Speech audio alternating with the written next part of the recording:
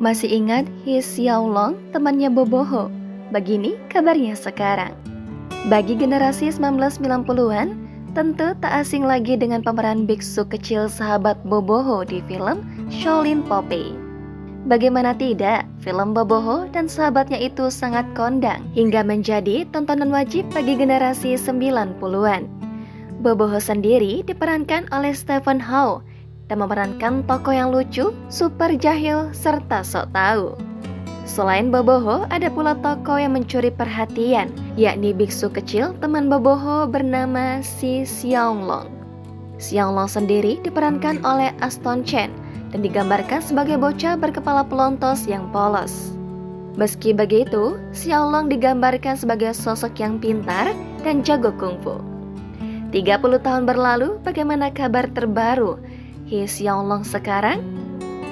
Menelik dari akun Instagramnya @astonchen_peace, Aston Chen sering membagikan kabar terbaru dan aktivitasnya.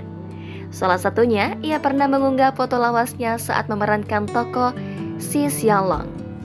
Meski masih kecil, Aston Chen terlihat sangat tampan dan imut. Di potret itu, ia terlihat berfoto bersama seorang laki-laki yang mirip dengan dirinya. Rupanya laki-laki itu adalah ayah tercintanya. Ia mengunggah foto itu untuk memperingati Hari Ayah yang jatuh pada 19 Juni lalu.